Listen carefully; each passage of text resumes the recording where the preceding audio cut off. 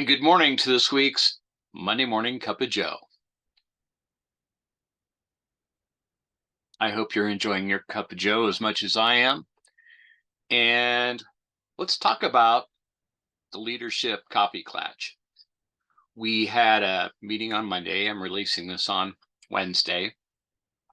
And a lot of conversation. We went into overtime. But one of the questions that was asked to me was, what's the difference between a team and a group? Certainly groups function often at a very high level. I mean, I worked for a nonprofit organization and we had groups of volunteers that helped us out.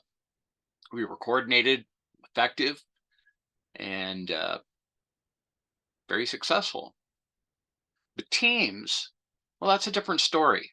I mean, there's all kinds of teams, right? There are ad hoc teams that come together for a single purpose and then they dissipate. There are cross-functional teams, there are intact work teams, which the majority of my time I spend with intact work teams, teams that are very long-term, as long as there are people in the department, because most of the people that I work with are in departments and companies. I've been doing this for 35 years. I have over 30,000 hours of team facilitation time, and they need a purpose, right? They need to understand why they're doing what they're doing. So kind of a reflection of Simon Sinek's Start With Why, but it's more than just a purpose sometimes. I think some of the higher performing teams that I've worked with believe that they're working for a cause, a very real and tangible cause that will make the world a better place or help another human being. That's big. When I worked with Steelcase, it's the world's largest office furniture manufacturer, and that's where I got my start in team facilitation as an employee involvement facilitator. I had a team in one of the departments in manufacturing, and one of the individuals in the team meeting was like, I don't understand, man. I build this furniture, I stick it in the box, it goes down the conveyor. I'm here for a paycheck. I mean, that's all it amounts to. And I was like, really? Think of it as this, that we spend at least 8 hours a day and we built office furniture. Look at it like this, that we create an environment in which another human being will be spending a third of their life at least. And so he was like, yeah, couldn't really get his arms around that cause. So we went on a field trip. We went with our installation group and took operators who actually were involved in the manufacturing of the furniture that we were taking to this customer and doing an install. And the company needed to have their employees working, so we had to try to do the install with people in their offices doing work. So anyway, this individual was delivering chairs. We were unboxing and unwrapping chairs and took it into this one cubicle, and there was a woman in there doing her work, and he goes, I don't want to disturb you, I'm just going to unwrap this. And she goes, a new chair. Oh my gosh, this old chair has been probably what's been causing my back problems. She couldn't stop talking. I don't think he knew exactly what to do, but he said, well, this is a very comfortable chair. We've got this really nice memory type foam in the seat in the back, and it adjusts. And she goes, well, I don't know about all that. And he goes, well, let me show you. So he took her old chair away, which was really bad. I don't know how old that chair was, but anyway, he brought in this new chair and he had her sit down in it.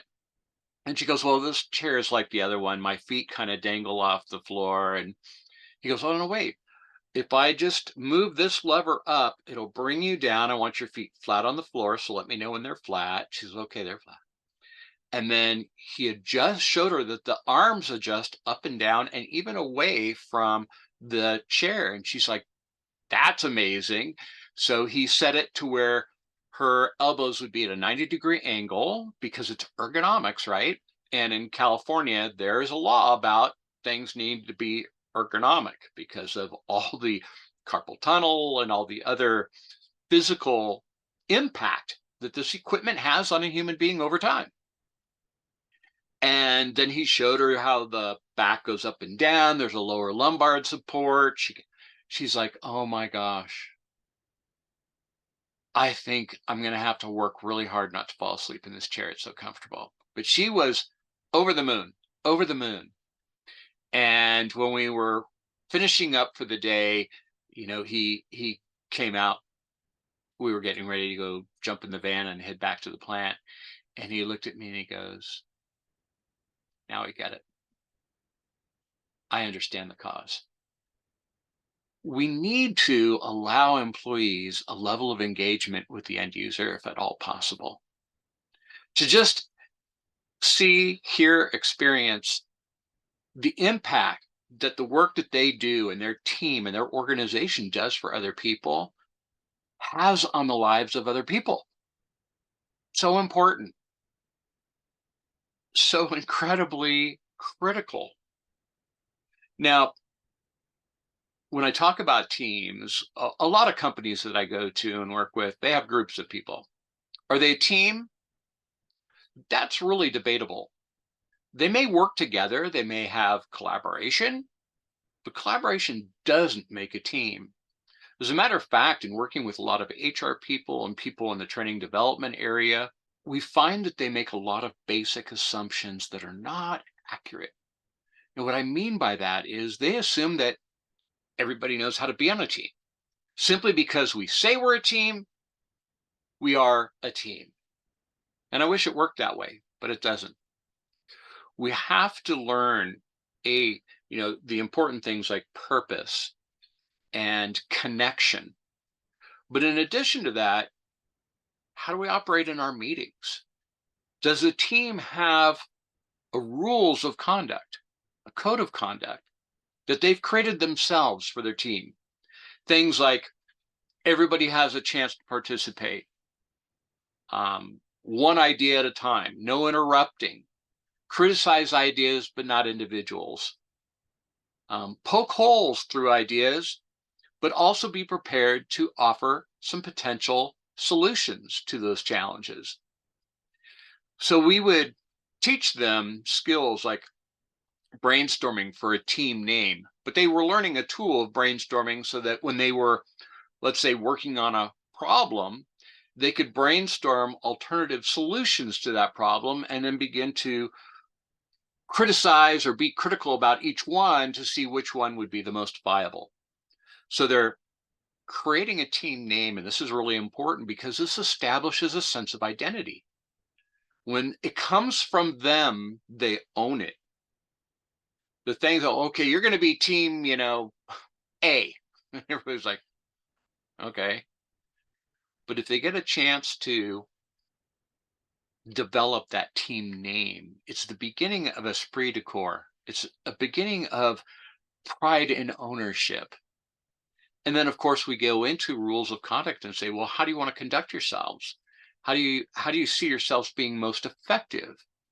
And so they create those brainstorming rules. Interestingly enough, some of the brainstorming rules ended up being part of their code of conduct, which I found very interesting also, but it has worked out quite well.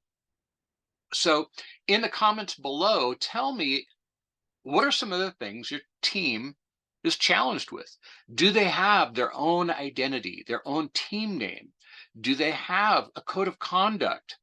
Do they follow an agenda? So are their meetings organized? And this one group that I've been working with for a while, they said, we want to have a round robin. And I was like, round robin?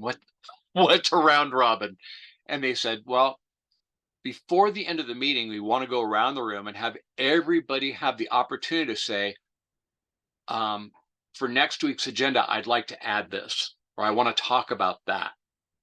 And some of the things could be conversations that happen outside the meeting. It didn't involve the whole team, so we just had those who were specifically involved meet outside of the regular team meeting.